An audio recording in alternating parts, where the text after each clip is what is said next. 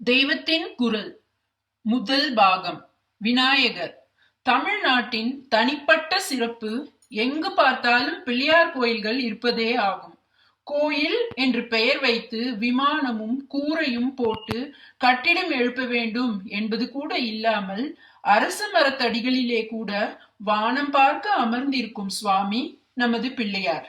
தெருவுக்கு தெரு ஒரு பிள்ளையார் கோயில், நதிக்கரைகளில் எல்லாம் பிள்ளையார், மரத்தடிகளில் பிள்ளையார் என்று இப்படி இந்த தமிழ் தேசம் முழுவதும் அவர் வேறெந்த சுவாமிக்கும் இல்லாத அளவுக்கு இடம் கொண்டு அருள் பாலித்து வருகிறார். அவரை பிள்ளையார் என்றே அன்போடு கூறுவது நம் தமிழ்நாட்டுக்கே உரிய வழக்கம்.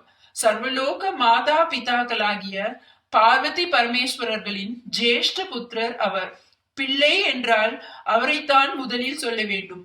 வெறுமே பிள்ளை என்று சொல்லக்கூடாது என்பதால் மரியாதையாக பிள்ளையார் என்று சொல்வது தமிழ்நாட்டு சிறப்பு. குமாரன் என்றால் பிள்ளை என்றே அர்த்தம்.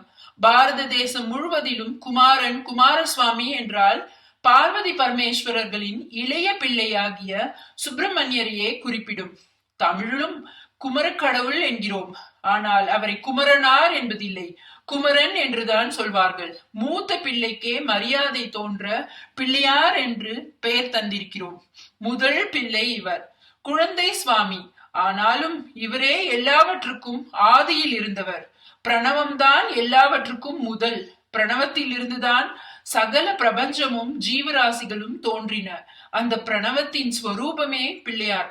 அவரது ஆணிமுகம், வளைந்த தும்பிக்கை இவற்றை சேர்த்து பார்த்தால் பிரணவத்தின் வடிவமாகவே தோன்றும். குழந்தையாக இருந்து கொண்டே ஆதி முதலின் தோற்றமாக இருக்கிற பிள்ளையார் குழந்தை போல் தோன்றினாலும் பக்தர்களை ஒரே அடியாக கை தூக்கி உயர்த்தி விடுவதிலும் முதல்வராக இருக்கிறார். ஔவை பாட்டி ஒருத்தியின் உதாரணமே போதும். ஔவையார் பெரிய கணபதி உபாசகி. பிரணவஸ்வரூபியான விநாயகரை புருவ மத்தியில் தியானித்து கொண்டு ஔவையார் யோக சாஸ்திரம் முழுவதையும் அடக்கியதான விநாயகர் அகவலை பாடியிருக்கிறாள். அதை பாராயணம் செய்தால் பரம ஞானம் உண்டாகும். இந்த ஔவையாரை பற்றி ஒரு கதை உண்டு. சுந்தரமூர்த்தி சுவாமிகளும் சேரமான் பெருமாள் நாயனாரும் கைலாசத்துக்கு புறப்பட்டார்கள். அவர்கள் ஔவையாரையும் உடன் அழைத்து போக எண்ணினார்கள். அப்போது ஔவை விக்னேஸ்வரருக்கு பூஜை பண்ணி கொண்டிருந்தாள். சீக்கிரம் பூஜையை முடித்து தங்களுடன் கைலாசத்துக்கு வருமாறு சுந்தரமூர்த்தியும் சேரமானும் அவளை அவசரப்படுத்தி அழைத்தார்கள்.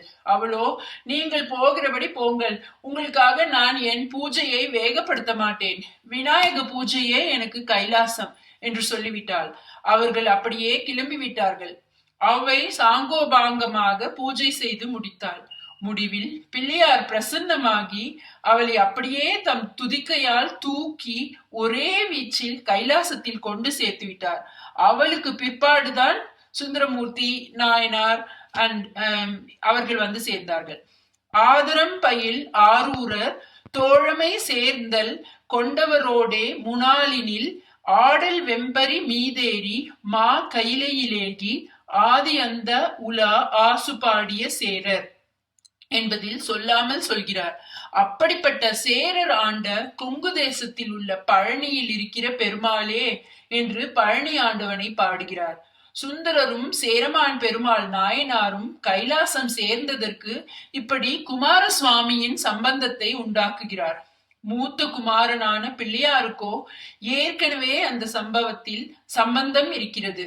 அந்த 2 பேருக்கும் முன்னதாக ஒரு சொடக்கு போடுகிற நாழிகைக்குள் அவர் ஔவை பாட்டியை கைலாசத்தில் சேர்த்து விட்டார். பெரிய அனுகிரகத்தை அனாயசமாக செய்கிற சுவாமி விக்னேஸ்வரர்.